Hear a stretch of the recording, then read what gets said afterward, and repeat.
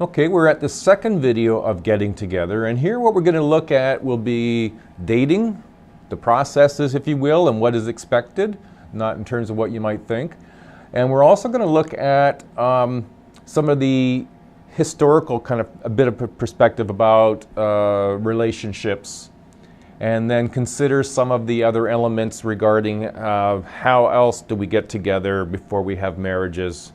And we'll finish off with all of that, and then we'll be finished this particular chapter, okay? When we think about dating, we think this has been around forever, but it's actually a relatively new custom, and we call it dating. When we think about dating, it allows individuals to go out alone together without the intention to marry. Dating serves four basic functions. Now, you may not have thought about it this way, but there's functions, that is, it serves a purpose. One is about identity. It's an important activity in youth in terms of self-exploration and identity formation. That is to say, when you start to figure out who you are, when you're able to be with somebody where you can share information, be out on your own, and there's no intention about marrying, but you explore your sense of who you are with this other person, and you start to learn about who you are, about being able to answer the question, who am I? Secondly, it's intimacy. This is where the pursuit of committed, exclusive relationships that foster disclosure, emotional intimacy, interdependence, emotional attachment. What's important in terms of this intimacy is you start to dabble in, if not explore wholeheartedly, this issue of trust, loyalty, exclusivity and what that means and our ability to do that. And again, that links to identity. The fourth function is that of status. That dating is one way to enhance social status. You might remember a period of time in your life, in your youth, where you felt like you had grown up some when you started dating, and that is a status enhancement, if you will, social status. You saw something change in the looks of other people, or maybe you imagined that other people saw you differently because you were walking with somebody hand in hand. And then the fourth function is that of sex, the initiation into a sexual experience and fulfillment. This is where we start to dabble, and figure out what we are and what we do like and what we don't like, what we want and what we don't want, and exploring ourselves sexually as well as getting a sense about intimacy, status, and identity. Now, widespread access to and the popularity of internet has also affected dating. The internet drastically expanded the field of eligibility. As I mentioned in the last video, the field of eligibility is who is it that you're eligible to be partners with, and oftentimes it's geographically limited. But the internet has expanded that, where you're not limited to geography. Now, there are four main social forces that drive the rapid growth of online dating. A growing proportion of the population composed of singles. There's more people who are single. Increasing career and time pressures mean this group needs an efficient way of meeting intimate partners. Single people are more mobile, and the workplace romances are on the decline due to the growing sensitivity around sexual harassment. Same-sex dating may be difficult for high school and post-secondary students due to the prejudice and other pressures, even physical harassment. Because of social expectations and stigma, it's rarely acceptable outside the gay and lesbian society to bring a date to the same-sex social function. We've seen more examples of high school students trying, if you will, to break that sort of pattern, and we see more examples of support for that, but it's not something that we could say is universal. And often same-sex dating is postponed until adulthood as a result. What you're seeing here is the 2011 census counted more unmarried people in Canada aged 15 and older than those legally married. Statistics reflect increase in divorce and especially the never married individuals. We're seeing that the population gets married much later than it used to, And as a result, there's more single people. Now, some of that is economically a problem because people are going to post-secondary, incurring debt, and finding it difficult to get starting a family when you're in debt. And some of that is women are also pursuing post-secondary and careers, which is postponing marriages as well. That in spite of these trends, our society believes in marriage, seen as a natural and necessary state of individuals are going to reach full development. Stigma occurs because singlehood is seen as chosen rather than involuntary. Unmarried women tend to have a higher level of education and professional success than their married sisters, and some choose not to marry for reasons such as religion. Now, when we consider sexuality, there's been changes over time. Historically, there have been 4 approaches to sexual relations among unmarried people. The first being the marital standard, the double standard, sex with affection, and sex for pleasure standards. When we look at marital standard, which would consider the first standard of sexuality in relationships, was sex in marriage is the only, and is only in marriage and only to produce children. Now that did have a secondary standard that emerged later than the first, which was called the double standard. Men have more sexual freedom. It's natural for men to go about and sow their wild oats. And if women did the same thing, they were called promiscuous. So it was considered a double standard that one gender, men, could go about and have multiple partners, but if women did, it was seen as negative and was stigmatized. In the 60s, in the 70s, there was sex with affection, where being able to enjoy a sexual partner who was really not intended to be a marriage partner, was really just somebody that you liked, you had affection for, but it wasn't love, but it was just more the exploration. And then sex for pleasure, where because of the birth control pill, it really impacted the development of this standard where having children became less the risk, and being able to explore sex and sexuality for this pleasure's sake became a possibility. Now, attitudes towards premarital sexual activity continued to become more permissive until the 1980s, and since then, it's stayed at about the same level. Proportion of teens who have had their sexual intercourse for at least once declined between 1996 and 2005.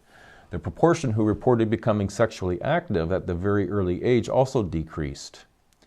The younger we have sex, the higher the risk of unwanted pregnancy and sexually transmitted infection. It doesn't surprise us when we think of that, because we're not thinking in those kinds of terms at our younger years.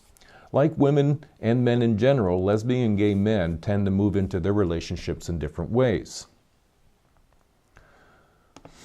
Now, obstacles to love relationships. There's lots of them, but they have some common reasons for being obstacles.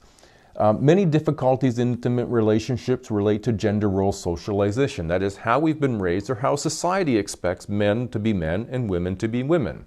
It's difficult to deal with the relationship when the expectations of society may overrule or at least push us in directions that are different from what we would want to behave as. Men tend to use communication to achieve goals, establish authority, compete for attention and power, whereas women tend to use communication to build connections and solve problems. It's not surprising that men and women might have different experiences with one another when one is trying to solve a problem when the other is really just, is trying to achieve a goal. It's not surprising that men and women don't always understand one another. It's the ability of both to be able to effectively understand one another, listen carefully, ask questions, and gain better understanding. Same-sex couples tend to adopt a more equal communication in their relationship. The tendency between men and women, though, is that they both become more baffled and hurt by perceived lack of understanding of their partner. The same-sex couples, on the other hand, tend to establish a more equal communication. In both the same and opposite-sex couples, communication about feelings more often occur non-verbally than verbally, and misunderstandings are very common. If you can't be clear about your expression, it's not surprising misunderstandings are going to happen. But if we don't communicate very effectively and don't try to communicate more effectively to understand one another, we can expect misunderstandings to be more common and repeat themselves.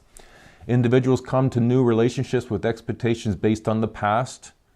So if you live in the past and expect to see what has happened to you in the past happen to you with your new relationship, it's not surprising with the self-fulfilling prophecy that you're probably going to see it happen again. We learn from our family or through relationships with friends and lovers. Some expectations result in a warped communication and crippling relationships. An example is treating another as property, making the partner fit a fantasy ideal, deliberately misrepresenting oneself. These are all things that can interfere with relationships, and they are unfortunately not that uncommon. Quality of relationship during process of mate selection is important for marriage or cohabitation. Once communication patterns are established, they're difficult to change.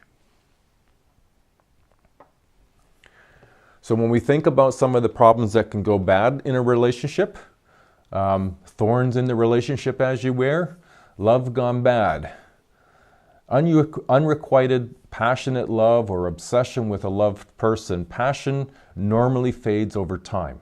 That's not uncommon, with the result that some individuals believe that they have fallen out of love rather than entering a new relationship dimension. And this is part of the difficulty in terms of some relationships that move quickly and more rapidly. They haven't established strong intimacy. Remember the 2 developmental stages. You know, the developmental task, develop a sense of intimacy, trust, disclosure, and build that relationship foundation. And if we don't do that very well, then when we peter out of the initial, passion of a relationship, then we don't see it as being another stage and exploring how will passion look different now compared to how it did when everything was brand new and first time. And so that's part of the communication breakdown, not about love gone bad necessarily, although in some cases that's exactly what's happened. When we think about the thorn in the relationship that sex has gone bad, sexual dissatisfaction may result from poor communication about sexual desires. And again, the emphasis is on communication. Infidelity ranges from flirting to kissing to sexual intercourse, often breaks trust, results in dissatisfaction, revenge or jealousy, desire for variety, and sexual incompatibility. If you break it all down, it comes back down to communication. If you don't communicate about what you want and don't want, and you don't communicate about solutions, then it's not surprising that if the couple doesn't communicate effectively, that they will oftentimes look for solutions outside the relationship. It's because the communication has broken down inside the relationship. Dating violence takes on the same form as violence in a marriage. Date rape reported more often than marital rape, perhaps because sexual access is regarded as a right of spouse. In 1982, it became law that it was illegal for a husband to rape his wife. Only in 1982. It's remarkable. Sexual aggressiveness is more common among single men than single women. Related to acceptance of rape myth, especially belief that women, even when raped, enjoy sexual activity. And this became a huge issue in universities and colleges around Canada just about 10 years ago, and has continued, is that this rape culture has been carrying on as if this is something that is desirable. And it's a major mistake. Violence also occurs in lesbian gay relationships. Similar in frequency and type to that between heterosexual partners. Now, when we see this sort of leading up to marriage, this getting together, there are some alternatives to marriage. And in Canada, the majority of couples will still marry. However, there's a growing number of alternative arrangements. Cohabitation is an example, living together without being married. Increasingly common at all ages, and living together may be a trial run for marriage for some people. For some couples, They see children as having a place in the relationship, even if they're not formally married. The predictions see that even more couples living together before or without marriage.